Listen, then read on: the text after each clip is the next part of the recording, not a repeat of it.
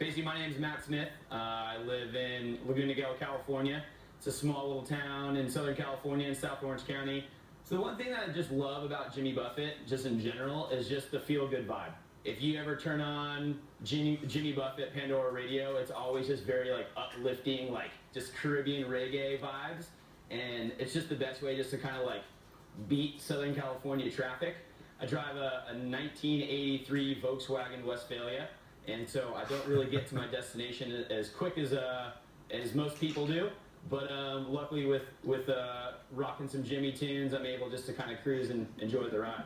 Luckily, my girlfriend and I have been together for 2 years. She's not here today. Imaginary girlfriend. She's actually sick, which kind of sucks. But we both turned 30 2 weeks apart. So I'm September 17th. She's October 2nd. And so we decided that we wanted to go do Europe, since I've never really been to Europe, for our 30th birthday. So we planned a trip. We went to Munich Oktoberfest. She wanted to take me to Paris for a couple days and make out around the Eiffel Tower and do the cliche stuff. We basically wound up in Paris for a couple days. The last day we were there was a Saturday night. A couple guys stroll by wearing floral shirts. And for those of you guys that haven't been to Europe before, there's not a lot of floral shirts that are being worn overseas there. So I was like, oh, that's kind of eye-catching, and the guys looked like to be having a good time. They're sitting right next to us, and we started chatting them up. They'd flown to Paris to go see Jimmy Buffett, and Annie and I look at each other like, wait, what? Do we miss, like, Jimmy Buffett is playing in Paris, and we missed this show tonight? And they're like, it was the best show. And Annie and I were just sitting at dinner just kicking ourselves like, I can't believe we somehow missed that show. Like, how did we not see through either, like, social media or word of mouth that Jimmy Buffett is going to be playing in Paris when we were there?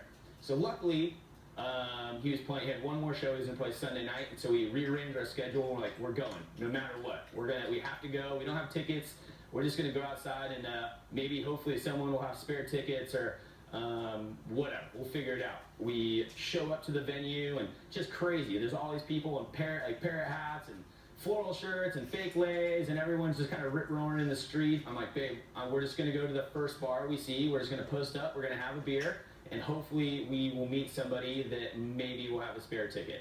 So sure enough, walk into the first restaurant, sit down, order some drinks, and I approach the first person that I saw wearing a floral shirt, and I'm like, do you guys speak English? And they're like, yeah.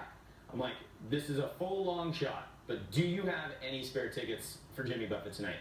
And they're like, yeah, actually we do. We have two. I'm like, I was just freaking. I'm like, no way. You guys literally have two? Like, yeah.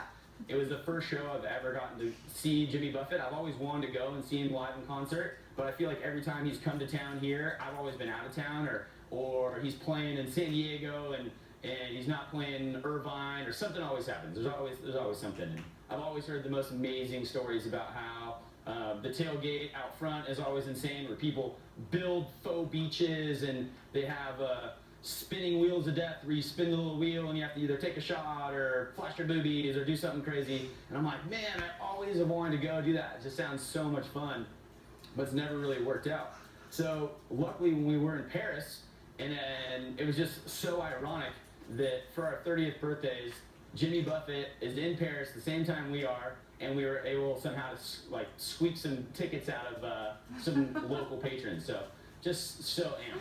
You could like reach out and basically like touch Jimmy if you wanted to fight your way up there. There was only 300 people there, and the show ended up just being amazing. We weren't planning on staying in Paris that night to see Jimmy, so we basically hopped the night train down to Biarritz to go visit some friends, basically the southwest corner of France. And then spent a couple days in Biarritz and just enjoying the beach, and the weather was great. It was just like how it is today, just crystal clear, 80 degrees, the water was 70, it was amazing. We were there for 3 days. The last day we were there, we're basically supposed to be taking a train back up to Paris to fly home, and we load up all of our stuff, hop in the car, we buzz down to the train station, and we get down there and we unload all of our stuff, we run the train. All of a sudden I like realize like, wait, I feel a little lighter than I'm supposed to be. Fully hits me that I left my freaking passport in my buddy's car. So we ended up missing the train, which kept us stuck in Biarritz for one more day. Boo-hoo. I'm like, babe, let's just go grab a cocktail. Let's take a deep breath. Let's go watch the sunset. Everything's going to be chill. We'll figure it out. Like, it just wasn't meant to be. So we end up, like, moseying down to this other restaurant. We walk in, and there's no one there. So we sit down. We have some rums. We get back on that good island vibe flow, having some fun. The sunset unfolds. It's the most amazing sunset ever. And we're sitting there, and restaurant kind of fills up, and the table directly behind me, there's a couple guys sitting there, and Annie's sitting across from me. She's staring at the sunset, and she leans over and she's like, I swear that's Jimmy Buffett sitting behind you. And I'm just like, sure, babe. I'm like, just because we saw him in Paris doesn't mean like every guy is gonna be Jimmy Buffett. She's like, no, I swear. So I like turn around and I look at him, and she's like, just ask him if that's Jimmy Buffett. And I'm like, I'm not gonna bug some dude during dinner. It's gonna be some French guy. He's gonna yell at me. And so I kind of like kept an eye out, like on Jimmy Buffett and the guy sitting at the table, just kind of waiting for the check. So I didn't want to like be rude. And at the end of their check, I kind of lean over. I'm like, hey. I'm like, do you guys speak English? He's like, yeah. I'm like, you must get this all the time, but you look just like Jimmy Buffett. And he just looks at me, he's like, well, I hope so, because that's me. And I was like, no way! And we just started rapping out and just started chatting. He was just the most like humble, nicest guy ever, showing me stand-up paddling photos and chatting me up about Biarritz. And he's like, yeah, basically, I always come down to Biarritz for a couple days and try to do some stand-up paddle surfing and get in the water. And he's like, I just played a show in Paris. And Annie and I are like, I know, we just saw you. And he's like, you went to the Lost Seagull one? And we're like, yeah. He's like, that's crazy. You're from all the way from California, and you guys flew all the way out to see that? We're like, well, truth be told, we really didn't fly all the way to Paris to see your show.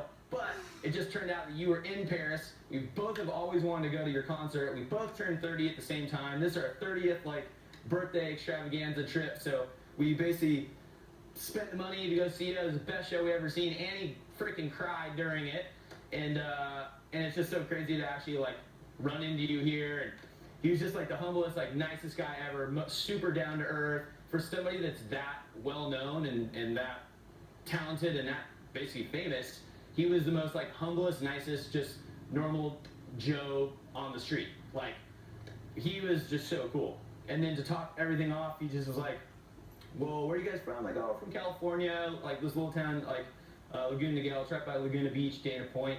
He's like, well, I'm playing a couple shows there actually next month. He's like, how about for like a little belated birthday present? Do you guys want to go? We're like, no way, man. He's like, yeah, for sure. I'll set you guys up, and I'll give you guys some tickets, and I'll connect you with my right-hand man, and we'll sort something out. And basically, now I'm here. And my girlfriend's supposed to be right here, but she's homesick. But she should hopefully be here later. My name is Matt Smith. You guys are watching Margaritaville TV. Fins up.